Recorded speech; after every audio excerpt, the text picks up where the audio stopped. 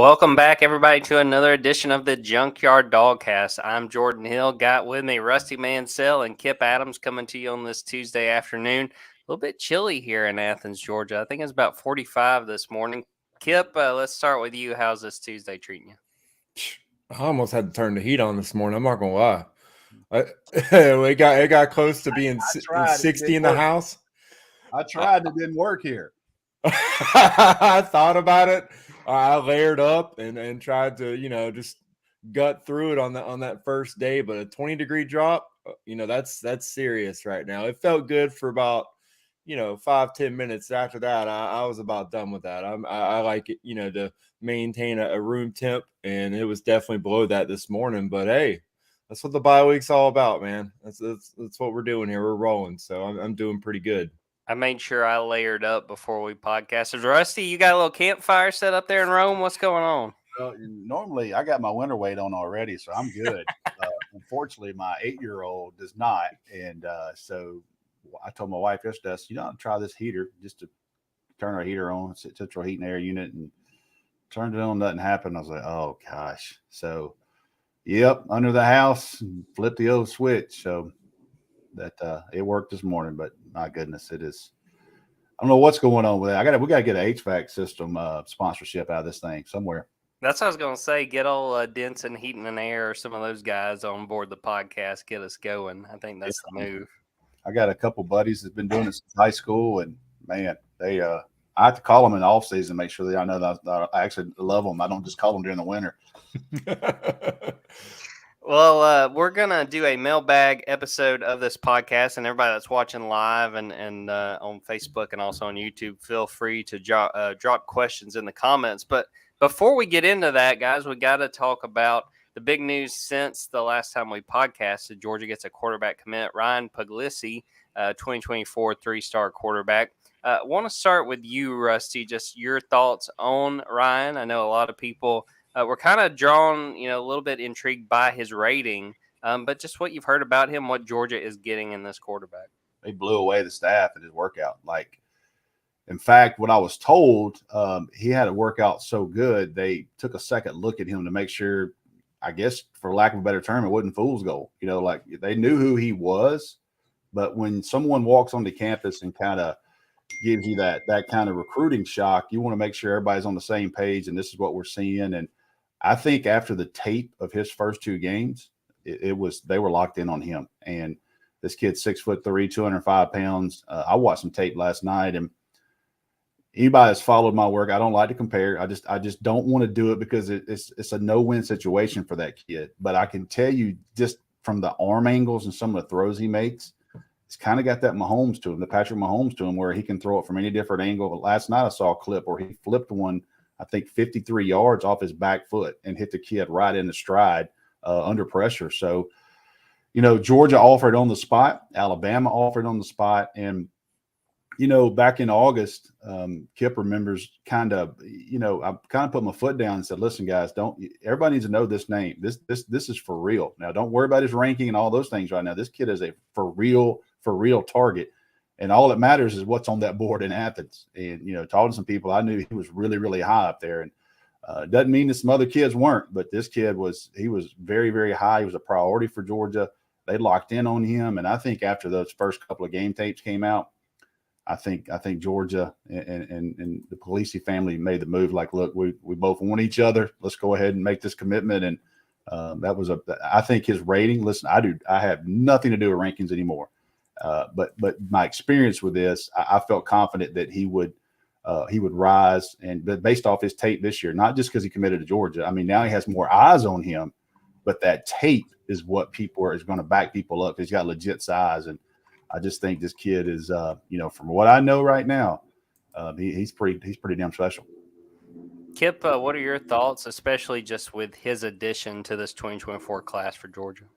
Well, it's obviously big, and like Rusty said, I mean, there is a value that has to be placed on in-person workouts in June and July. I mean, this is an opportunity for Georgia's coaching staff to just get an extensive look at these prospects that even, us in the recruiting industry, we don't get to see what they get to see in the type of workout, the NFL-style workout that they do. And Rusty said, they had to make sure this guy wasn't Chad Powers out there, just hiding out there. And he's actually 26 years old or 36 years old, played in the league 10 years because of that arm talent and the ability to make those off-platform throws.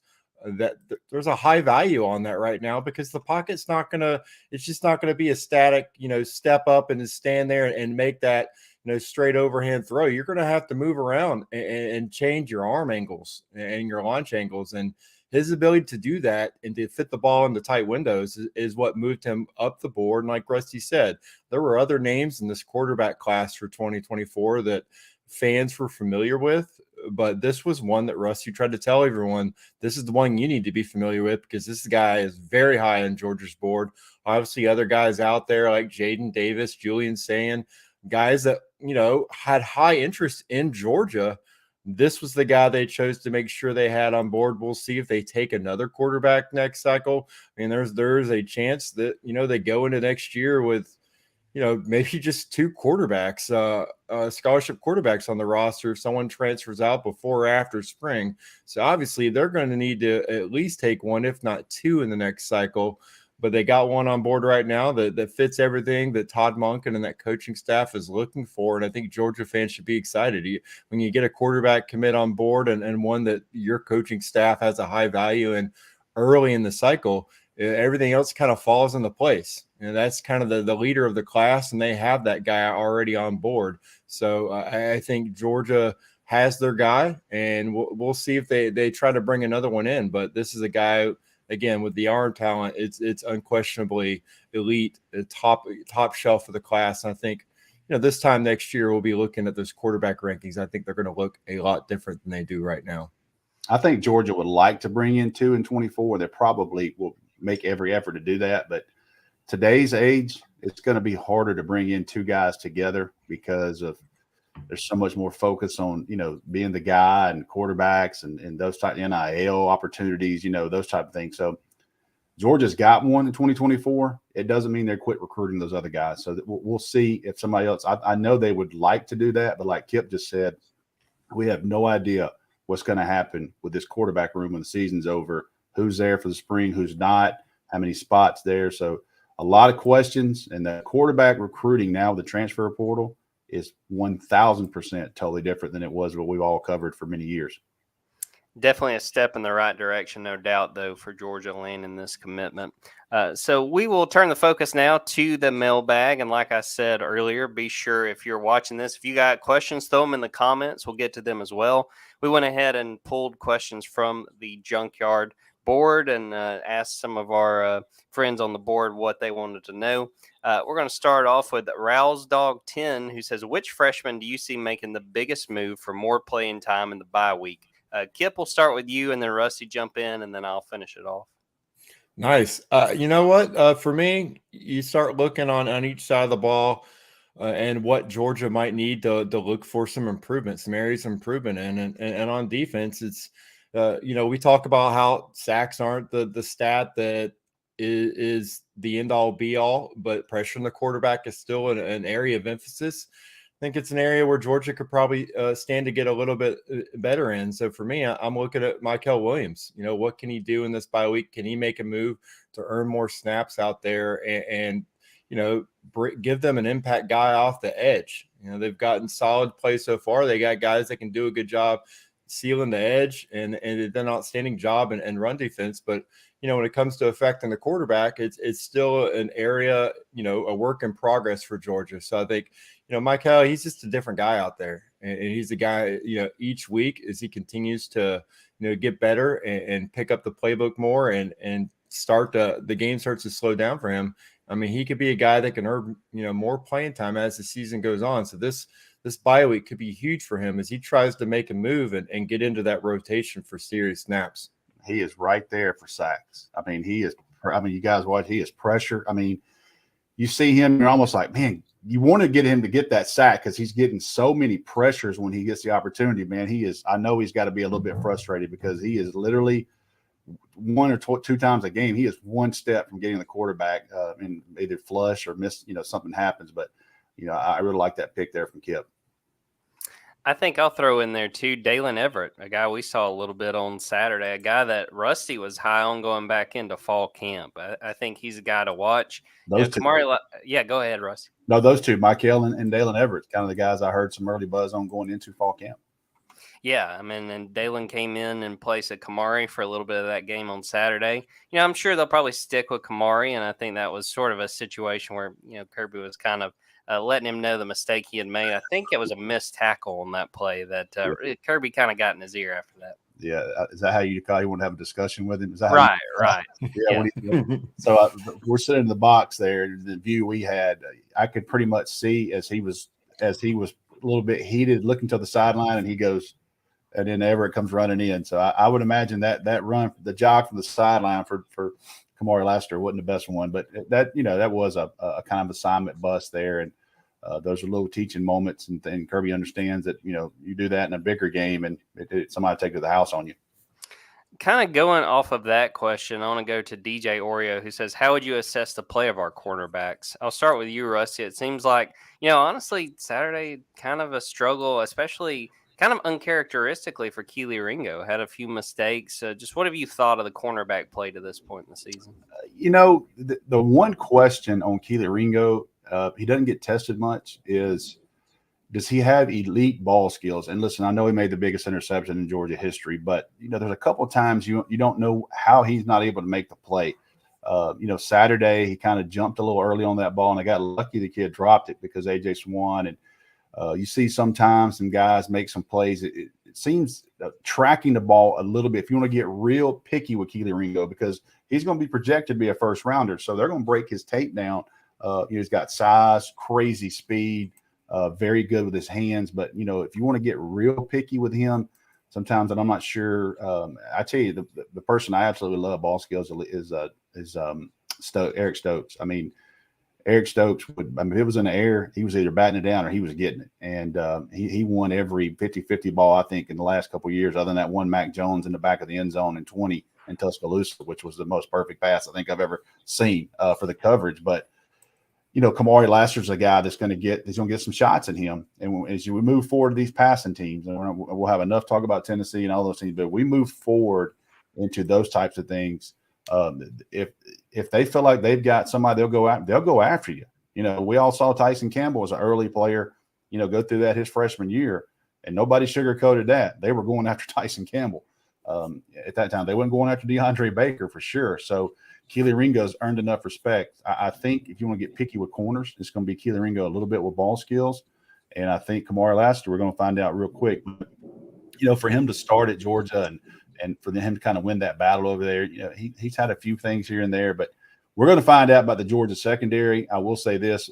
I'm interested in watching Malachi Starks and to be able to kind of showcase more his coverage in these next few games and see where he is, because I think he is a player that Georgia got better in a hurry with him in the lineup. Yeah, this secondary is definitely going to get tested, especially coming really right out of this bye week, playing Florida. Kip, what are your thoughts on how the corners have played to this point? I think it's exactly you kind of mentioned it. They're untested. I don't think we know, and I don't think they're going to be able to. If these guys are overall a liability, Georgia's not going to be able to hide it, and it comes right back to my Michael Williams statement. They're going to need to be able to affect the quarterbacks, because you don't want to leave these guys out on an island for more than 4 seconds to let these plays develop, and then also let these guys go off script a little bit and start going out there and breaking off the routes. These wide receivers for, we'll just talk about Tennessee. These are guys that can get separation easily, and you don't want to let them out there and let them get past some of Georgia's defensive backs. So I think, yeah, you look at Chris Smith, you look at Malachi Starks. These are guys that I think are going to be strengths for Georgia in coverage. They're going to have to help out a little bit, because these cornerbacks right now for Georgia, they've played solid, but they haven't been pushed to the limit. They haven't been stressed, and I think that's an aspect that, like Rusty says, we don't know yet. So I would give kind of an incomplete grade.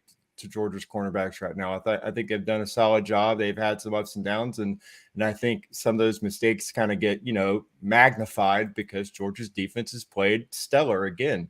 We came into this season saying, hey, the offense is going to be the one carrying the team, but the defense is playing. So far, they've played at the level overall of last year. It's just the fact that maybe the 3-4 best teams on the schedule they haven't played them yet. And so I just think right now you don't really know, but you hope that they're able to rise up and continue to improve their level of play. And Kirby Smart showed out there. If you're not playing to the standard, or if you have those mental lapses, the next guy is going to be right there, whether it's, Dalen Everett or it's Jaheim Singletary or whether it's Nyland Green. That's why you recruit these guys, because you want them to be ready to step up if you need to, and you also want them pushing each other so that the best guys are on the field. And not to put all the focus on Tennessee, because I know that's what everybody's talking about, but people need to remember too, Cedric Tillman didn't play in that Alabama game, and he's probably Tennessee's best receiver. So I don't know the timeline on when he's back, but that's only going to complicate the matter. I'll tell you this. I said on the board yesterday, and we got a million things to talk about that week, but I was very surprised at the amount of zone Alabama played. I don't know if Georgia's going to get a better result, but I can assure you Georgia's going to play a lot more man-to-man. They're going to challenge those receivers. They're not going to free release those guys, but I'm not trying to be the X and O guy, but that's one thing that kind of stood out to me. Like, man, that I was very surprised, and Tennessee torched them, especially on the back end. Well, we're going to take a quick break. We'll get back with some more questions. Again, I want to say thanks to everybody who's watching this live on YouTube and Facebook. Be sure to go to the Dawgs247 YouTube page and subscribe. We got all kinds of good content there. But we'll take a quick break and then come back and answer more of your questions.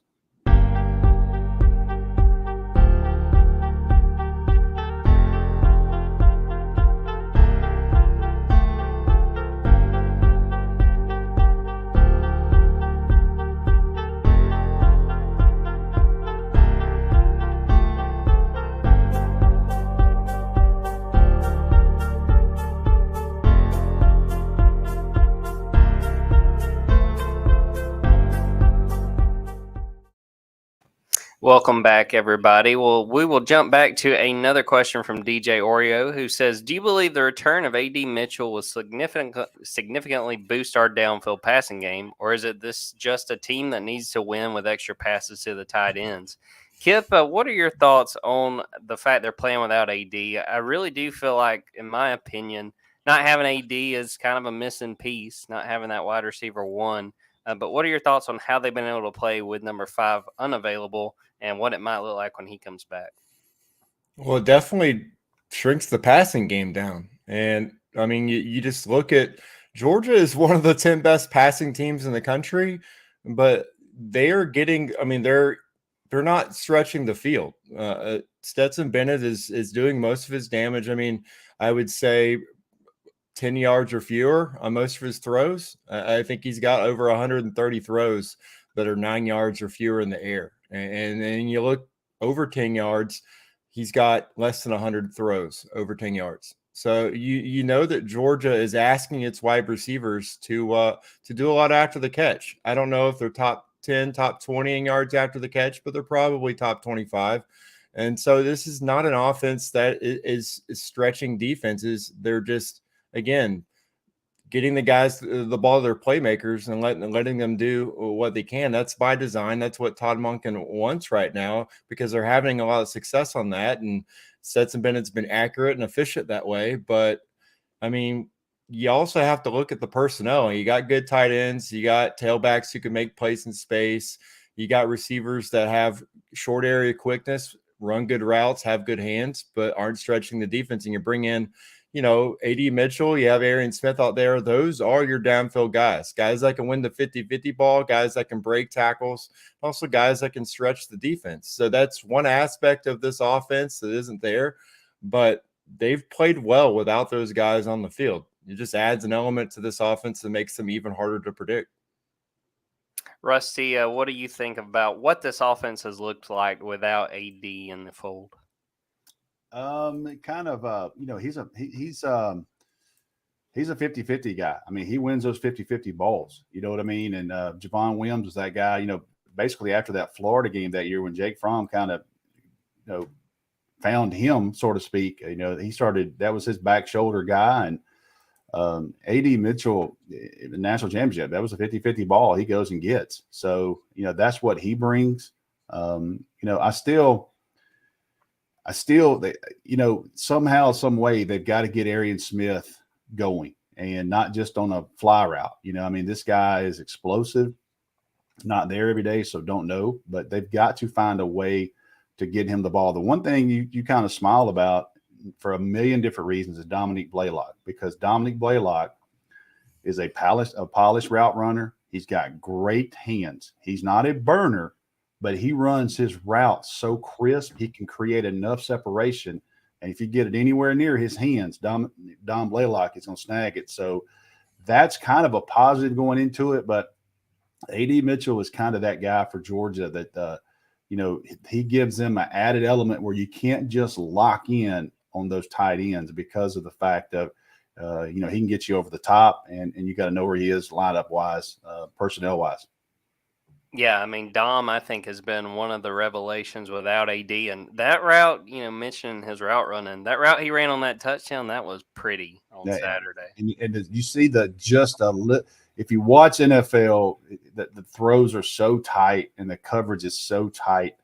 If you can get that split second of separation, and that's why you count those steps, you run those reps, you give that head fake, you put your foot in the ground, you're able to turn 90 degrees away from that defender. And seeing Dom do that after what he's been through, man, that was special Saturday. Now, the reaction from Georgia's offense for Dominique Blaylock and Eric Gilbert were two things. You could see there was a lot into it, and those kids were just as happy for their teammates because they know what they've been through. It was so cool talking to some of the teammates after the game, and wrote a couple stories about each of those guys because, like Rusty said, you could tell that their teammates understood how big those moments were for them, and really cool just to see that reaction for teammates seeing other guys be able to succeed, and that was really neat.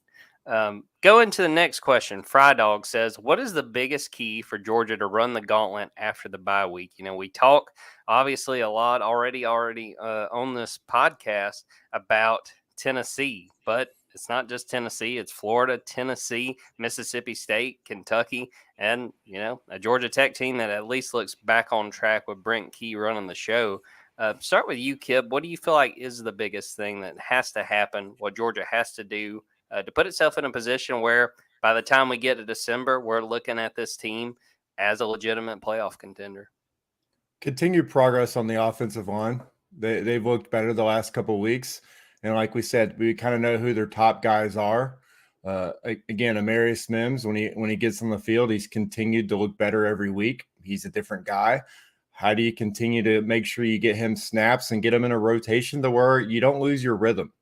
Is he going to be the entrenched starter? Is he going to be the right tackle? Are you going to have him in at left tackle? You need to figure out what lineup gives you the best chance to win, because you have to be able to, again, run the football and protect Stetson Bennett for longer against these teams the rest of the year. You might be in some shootouts, and you're going to be able to have sustained drives. Keep your defense rested as best you can, and be able to get third and short. That's kind of an aspect, especially in the red zone. Georgia, they haven't been at their best in the red zone. They have to continue to progress in that area, because they're going to have to make sure that they're not settling for field goals in some of these shootouts. That could be all the difference in the game. And to be able to do that, you got to move the chains, and you have to be able to give your quarterback time to get the ball to his playmakers. So I just think that offensive line has to continue to get better out there. And I think that needs to be a big emphasis of this bye week, because you're not going to get that chance again. You need to tune up and make sure you have your rotation set. You know who your guys are. You got these guys playing at a high level, because you're really going to need them to be on the field a lot and to open up some holes in the run game down the stretch. I'll ask you, Rusty, what do you feel like is the biggest key for Georgia to be that playoff contender once we get to December? I hate to sound like Kirby here, but it is truly day by day, week by week, because this is not an easy gauntlet you're about to go through, and you're getting later in the year. A loss to any one of these teams makes it really, really hard to get to your goal. So I don't think this Georgia team will have any problem keeping focus every week. I know the Georgia fans, this Tennessee game, it's at home. Everybody's talking about it. I see no issues with this Georgia team being able to focus, going to Jacksonville on a team they should beat. And then, if you were to take care of Tennessee, man, it doesn't get any easier. You go straight to Starkville. And I've said it from August. This is a game it would make me really, really nervous because of what they do schematically.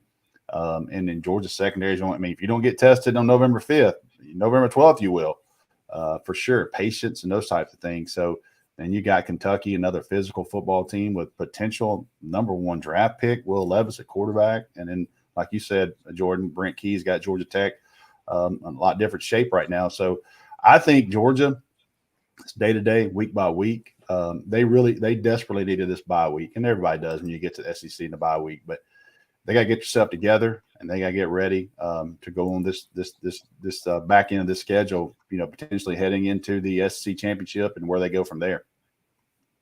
My biggest key, which is going to go into another question that we had, which was Suave Tank, who said, "Is the lack of a pass rush a concern?"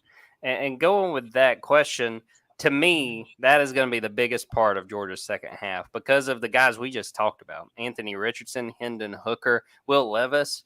I think that those guys, and also Will Rogers, with the way he runs that Mike Leach offense. I understand that, sacks are not going to be the be-all, end-all because, it's more about affecting the quarterback. You don't necessarily got to get them to the ground. But if you give these guys time, they're going to have the ability to make plays. And to me, if we were to fast forward a few months and we say, okay, Georgia end of the year 11-1, or, they lost one of these games, to me, my diagnosis would probably be that one of those quarterbacks put together a really, really strong game. And to me, it's all about the pass rush. It's being able to affect those guys and being able, especially do it early, get those guys. I went back last night and was watching that Tennessee-Alabama game, and they got after Bryce Young. Really, especially early in that game. And, to me, Georgia doesn't have to have a game where it's got 4 or 5 sacks, but they have got to consistently make those guys uncomfortable because these are prime time, big time quarterbacks, and if they give them a lot of time, it could be really ugly for a defense. One thing you see Saturday was environment in Knoxville, so Sanford Stadium's got to play a role as well in that game as we get into that crowd and what Tennessee does to you offensively. So I know Tennessee they're so fast and they do things. To me, they did not look like exactly like last year. You're not seeing so many of the quote unquote cramps. They don't run it quite as fast, but they bring something different. Mississippi State brings something different. Kentucky brings something different. So after this, whatever you prepare for with Florida, I had one question. Somebody texted me just now and said, "Does Georgia prepare for Tennessee during the bye week?" They will probably put in something, but their focus right now will be on them. A couple of practices, and they'll probably put some Florida installed in, and they may look at one thing Tennessee wise, but it will certainly be practice for Georgia and working on their team, and then probably at the end of the week, maybe Thursday, do a little install for Florida and get ready for next week. I talked about it, I think, on one of these podcasts, and this was way back in fall camp. One thing I can tell you they were preparing for Tennessee was the tempo. You heard heard Kirby yelling, "Tennessee, Tennessee," trying to get guys lined up. So that part of that piece of the puzzle won't be something new. Kip, what are your thoughts on the pass rush? We haven't seen a ton of sacks. I think Georgia's had 7 sacks in 7 games, which is, if I'm remembering, they're tied for like 123rd in the nation. Is that a concern? And how important do you feel like that will be going into these next games? 125th. It's not an aspect. If you talk about Georgia's defense, they're once again, they're a top 10 defense in the country. You'd surprise a lot of people if you told them, hey, they're last in the SEC. It's 1 sack a game. They've never averaged under, I think, 1.7 in 2018 is the lowest they've had under Kirby Smart. So that is an aspect of this defense. It's definitely different. And again, you got to go with the personnel you have. If they don't have that guy they think, is going to get home, then the cost is too high sending guys. And I think that's where Georgia's defense is where they've already assessed what the cost would be to be able to rack up sacks. And that cost is explosives down the field. And they don't want that. They'd rather the play stretch let their secondary and their linebackers, lock onto their keys, get their assignments, and allow their front to, eventually force that quarterback to make a bad decision, even if they're not getting home. And I think that's just the scheme that Georgia's in. You saw Alabama against Tennessee. They had a top defense as well, and they got carved up. So does Georgia need to change something before the Tennessee game? I'm not sure. Like Rusty said, they're probably focused on Anthony Richardson, stopping him right now. Whether or not they need to use, a spy on him, whether or not they just put Nolan Smith on him. It worked last year fairly well doing what they did. They don't have those guys on defense, but I think, a similar scheme could probably work this year. But if you're looking to try to stop some of these high-powered passing attacks, will they have to send somebody else to get home? I think that's something you got to look at. But I don't think Georgia's gonna, they're not gonna give you those answers until they get on the field. I just think that's something they'll probably keep and practice during the bye week and see if they change anything in those games. Before we get out of here, I'll bring back my future award-winning men's basketball minute on the podcast. Had a chance on Saturday before the Vanderbilt game. Went to Stegman Coliseum, got to watch the men's basketball team practice. Thought they looked pretty good. I thought that, I didn't get a good feel for what the starting five will be once we get to that first game. They have an exhibition on Halloween night, so that'll be an opportunity to watch them. But really liked what I saw. Really thought that Carrio looked good. Terry Roberts, the guard they got from Bradley, I think he may wind up being the starting point guard. Had some really good moves, had some good handle. Wanted to make sure and point out that on Wednesday morning, I'm going up to Birmingham to go to SEC Men's Basketball Media Day. We'll have a chance to talk to Mike White and some of the players and get a feel for sort of how things are coming together. This is a situation where this is a rebuild. I'll be very interested to see where Georgia is projected. It's very possible that Georgia is projected by the media to finish last in the SEC, but we'll see how that kind of comes together and get a feel too from some of the other teams there and some of the coaches just about Georgia and sort of the rebuild that they have done this offseason. So when is that? That's going to be on Wednesday. So coming up tomorrow as we record this, we'll have a chance to go up there and talk to those guys and get ready. Same Hoover, same place? I don't think it is. It's in Birmingham, but I'm not positive if it's where they have the SEC football media days. Gotcha. They have 31 games or 32 games on the schedule this year. 31, I think. You're putting me on the spot, but I don't know for sure. Let's go 16 and 15. I think my guess was 13 and 18, something like that. Probably sneak a few. I'm thinking Missouri or South Carolina in that conference schedule. Maybe you can snag a couple wins there. I like it. My guy Jordan Harris, who's always on. And normally we don't give a lot of recruiting stuff here, but he is always on. So Jordan, give you a little recruiting tidbit. This is not going to be a completely quiet week on the old recruiting trail. So expect Georgia to add a commit at some point before this week is over with. Anytime we can sneak a Rusty rambling on the very end of a podcast, that's when you know it's a good podcast. We're going to get it. We're going to yeah. Jordan Harris earned that one. He's on here. He's loyal. Rusty bomb. And give him. So there's your little sneak peek there. Jordan Harris, I think, gets on these calls before we do. So you gotta shout him out. No doubt.